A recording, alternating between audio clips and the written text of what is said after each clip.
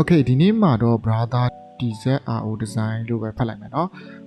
သူထပ်ထားတဲ့ assignment file လေးတွေကိုကျွန်တော်တို့အတူတူကြည့်ကြမယ်ပေါ့เนาะဆိုတော့မားနေတဲ့အချက်လေးတွေကိုကျွန်တော်ထောက်ပြပေးမယ်ပေါ့เนาะလေ့လာတာတရက်နေ့ပဲရှိသေးတယ်ဆိုတော့အမားလေးတွေကတော့အနေငယ်တော့ရှိပါတယ်ကျွန်တော်တို့တစ်ခုချင်းစီကိုဒေချာလေးရှင်းပြပေးပါမယ်ဒီအယောင်နဲ့ဒီရှေ့က column နဲ့ဟိုကတစ်ဆက်တည်းဖြစ်မှာပေါ့ပြောဒီတစ်ဆက်ပဲဖြစ်မှာအဲ့နှစ်ခုကအယောင်ခွဲလို့မရဘူးအဲ့တော့ကြောင့်မလို့ဒီအရှိကအနီရောင်နဲ့ဒီအနောက်ကအနီရောင်နဲ့ကတရောင်နဲ့ထုတ်တာအကောင်းဆုံးပါပဲဒီအနီရောင်နဲ့ဒီကောင်နဲ့တစ်ဆက်တည်းဖြစ်မှာဖြစ်ပါတယ်တကယ်လို့ဒီနောက်က brother တို့က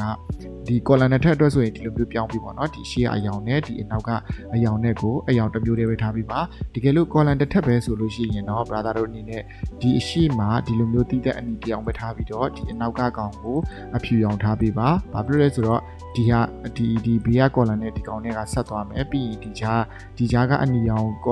ရှိတ်ကဒီကြားထဲမှာတဝက်တစ်ပြက်ပဲဝင်သွားမှာပေါ့နော်ခုကကြတော့ဒီအထဲကဒီကောင်ပေါ့နော်ဒီ line ကိုပေါ်လာတာအမှန်တကယ်ဒီ line ကကြတော့မုတ်ကက်ထဲမှာပါလို့ဒါဒီ MS copy အနေနဲ့သူကထားတာပေါ့နော်ဒီဟာတော်တော်များများတော့မသုံးကြပါဘူးအရှိဘက်ချန်ပြီးပါဆိုအနောက်ဘက်ချန်ချက်ကြည့်လိုက်မယ်တို့အရှိဘက်ချန် design နဲ့အနောက်ဘက်ချန် design ကတူတာတော့တူလို့ရတယ်ကိုနာမည်ဒီနံပါတ်တွေပါတယ်ဆိုလို့ရှိရင်ကိုက speed ထားပေးရမှာပေါ့နော်ဒီ shape ပုံမှာကျွန်တော်တို့က name တွေဒီfont တွေထားဖို့အတွက်ဒီ shape တွေကိုဖုံးမိတယ်ဆိုလို့ရှိရင်ကိုယ့်ရဲ့ design တစ်ခုကဒီ contrast ဖုံးသွားမှာပေါ့နော်ထင်ထင်ရှားရှားမရှိတော့ဥပမာကိုပြချင်တဲ့ shape လေးတွေနဲ့ကိုသွားချင်တဲ့ပုံစံလေးတွေကဖုံးကွယ်သွားတယ်ဆိုလို့ရှိရင်ကိုယ့်ရဲ့ design တစ်ခုကဒီ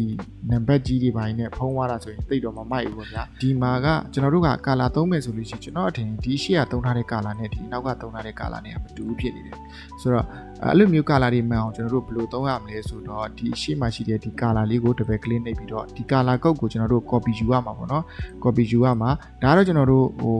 Photoshop မှာလည်းအတူတူပါပဲအဲ့လိုမျိုးတစ်ပယ် click ထောက်ပြီးတော့ကျွန်တော် color code လေးတွေပေါ်ပါတယ်ဒီလိုလိုမျိုးတစ်ပယ် click ထောက်ပြီးဆိုရင် color code လေးတွေပေါ်တယ်အဲ့ color code ကို copy ယူပြီးတော့သုံးရမှာဥပမာကျွန်တော်တိကျအောင်ပြောပြရမယ်ဆိုရင်ဒီမှာတစ်ချက်ချောင်းမယ် FF04 လုံး color code နဲ့ပေါ့နော်ဒါအနီရောင် color code ဒီ code ကိုကျွန်တော်ဆက်ထောက်လိုက်မယ် FF04 လုံး color code မဟုတ်ဘူးเนาะဒီမှာသူသုံးရတာရှေ့ဘက်ချမ်းမှာသူကဒီ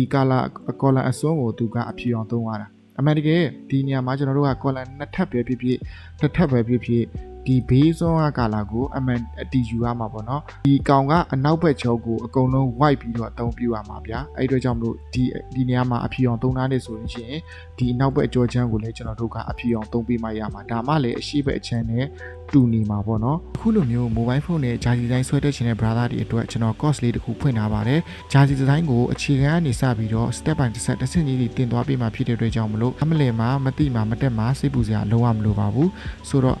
brother တို့အနေနဲ့ Jersey design ကိုတကယ်ဝါသနာပါတယ်တကယ်စိတ်ဝင်စားတယ်တကယ်လည်းကိုယ်တိုင်တင်ယူတက်မြောက်ချင်တယ်ဆိုရင်တော့ကျွန်တော်ရဲ့ဒီ Jersey mobile club ကနေပြီးတော့အားလုံးကိုကြိုဆိုလိုက်ပါတယ်ဆိုတော့